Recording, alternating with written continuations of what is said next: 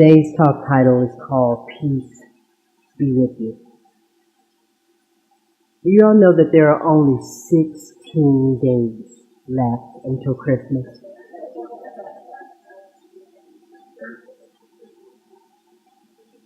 I mean, like, Christmas is like my favorite holiday ever because you get cool stuff. But this year is different.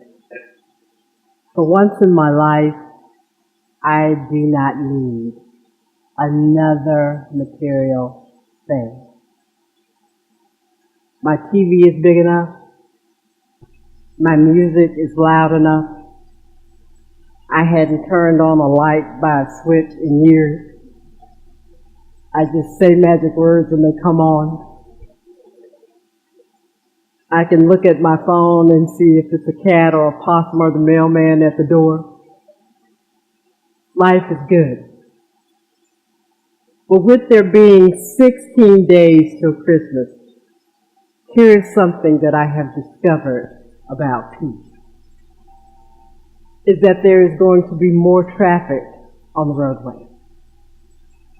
Is that there will be larger crowds in the airport. Shorter tempers in the shoppers in the marketplace. And less helpful will the newly hired holiday help be. And the farther away we will drift from the true meaning of the season itself. So out of the experience of the season that I feel compelled to share with you what I know to be a few survival skills. The last time we gathered together, I said to you all, I would love to be able to hang out after service, but I gotta run home, grab my bag, grab the dog, and I'm going to the airport because I'm on my way to Los Angeles. So I have been engaged since then in what I term to be the practice of peace. You see, it's not enough just to light candles for peace. It's not enough just to sing of peace. It's not enough just to pray for peace. We have to be willing to practice peace. So here are a few ways that we get to practice peace. The first way is we have to be willing to believe that God's peace is mine. Can we say God's peace is mine together? God's peace is mine. You see, peace is always possible no matter what is going on around me because it is an inside job. Now, this is real easy. When you are sitting in traffic and you have been sitting there for a minute and somebody wants to get over, just say, God's peace is mine, and let them in. When somebody cuts you off, just say, God's peace is mine. When you know the person in front of you at Publix has 42 items in the 10-item or less line, God's peace is mine. You see, the very peace of God, it seeks to express in our life. You see, when I found unity, I knew that I was in the right place. And these were the two reasons that I knew. Is that there was a meditation smack dab in the middle of the service. And at the end of the service, we gathered in a circle and we sang, Let There Be Peace on Earth. I hadn't heard Let There Be Peace on Earth since I was in the 5th grade. And I certainly had never heard adults sing the song. And so this idea of peace being real in the lives of people, this said something to me. But here's what I know about peace. Peace is not growing somewhere in the back of the Amazon rainforest. It is not blooming somewhere on an island yet to be named. And it is not taking root at the bottom of a sea that divers have yet to discover. Peace lives in each and every one of us. So if there is ever going to be peace in our world, it has to begin in me. It has to begin in each of you. It has to begin in each and every one of us. And here's the thing that I have learned about peace. In my journey to Los Angeles, I walked up to the luggage counter, carrying my dog, my personal item, and my gigantic 47-pound suitcase. And I looked at the gentleman behind the counter and I said, "Good evening, Alex. How are you?" And he stood there for a moment. First of all, like he didn't know that was his name. I used to work for a hotel that if you forgot your name tag, they would just give you one for the day.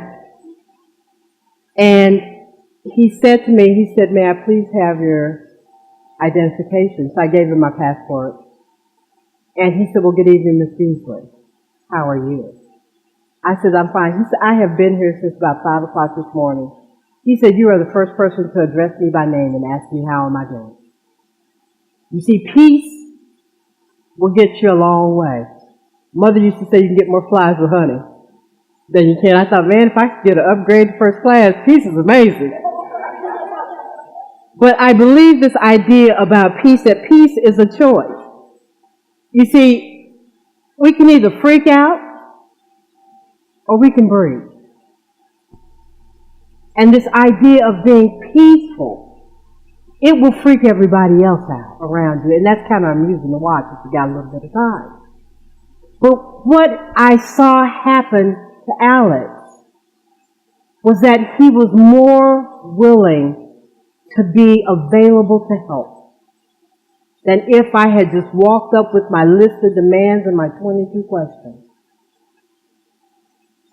But he helped me so very quickly, got me to where I needed to go, and walked me to the place I needed to go. And I thought, wow, this is really, really amazing. So my friends, what I say to you, point number one, is to remember wherever you are, that God's peace already belongs to you. So please know that you don't have to rush out of here, get down to the store and hope that there's still a little bit of peace left for you. You've already got all the peace that you need already. The second point is to be willing to be still. Now, my mother told me that all my life, be still. I didn't listen. It took me until I came to Unity to understand what being still really meant. So I am the world's greatest introvert. Friday night, I had a chance to go to a party with a whole lot of important people in this really big building, and it was loud, and people were talking, and it was just too much Festivus for the rest of us, for me. And I was all by myself, but I had a choice to make. I said to myself, "Kathy, you can either make one big quick loop around this building, wave at the appropriate people and be seen, or you could just go get your keys from the valet and get up out of here." But I decided I would do something very, very different. I decided I would practice peace. So I went up the stairs and I just leaned over the rail. And I decided to just love everybody from a distance. And I would just bless everybody from a distance. And it was the most wonderful feeling that in the midst of all of everything that was going on, to just be still. So for in the midst of all of the festivities, I had the best time all by myself because I decided to just be the presence of love, blessing, and peace in the midst of the crowd. So on my way home, my boss called and he said, "So you went to the party?" I was like, "Uh-huh." He said, "Did you have a good time?" I was like, "It was amazing." He's like, "What did you do?" I said, "I'll tell you on Monday because you're not going to believe it." But here is the thing. It's in the middle of that. It really doesn't matter where you are. If you just make a choice. Because I could have freaked out. Because remember, I've told you all that I'm hearing impaired. So if I'm somewhere that's really, really, really, really loud, it really, really, really freaks me out. I can't hear squat. I couldn't hear myself breathe, and it impacts my sense of direction. All I want to do is sit down in the middle of the floor and cry. I felt like I was at a middle school dance. I looked for a chair or a wall, and I couldn't find either. But being able to go up and have that from a distance moment was the best thing I could have ever done. Because I realized that in the stillness, I find peace and I find love.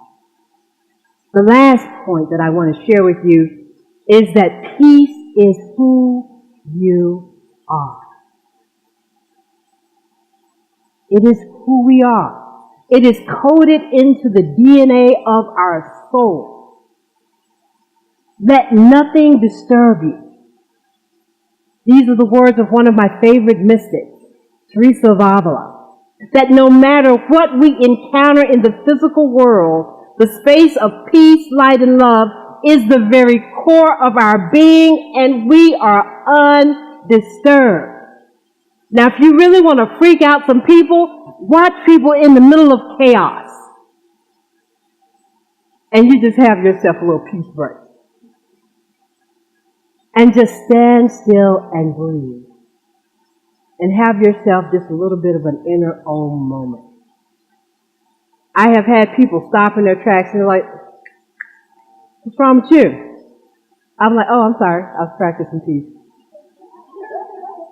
I'm like, "What happened? What did I miss?" And it's kind of like, "Next time you go on that little journey, can you take me with you?" And I'm like, "It's a journey for one. Sorry." But here is the thing about peace, is that when we encounter the chaos, we have to remember one thing, is that it's all happening out here. And the peace of the season, the peace of every moment, it's all happening in here. And if the world is ever going to know more of the peace that we bring into being, that we're going to have to allow that peace to move through us into the world. So as much as I want to keep all of my cool peacefulness to myself, I have to allow myself to be a conduit or a channel for peace to move out into the world. And we all have the capability to do that.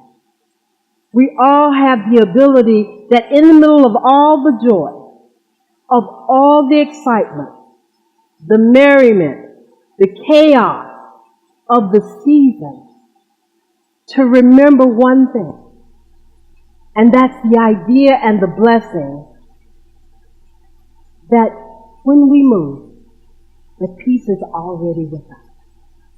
Peace is our name, it is our birthright. Peace is our every step, our every breath. Peace is who we are, where we are, and why we are. Peace is what allows us to be more than enough in any moment that we are. So, beloved, as you go from this place into your week of fun and traffic and this bargain and this BOGO and this deal and this coupon, I say to you, peace be with you. Amen, and so it is. Thank you.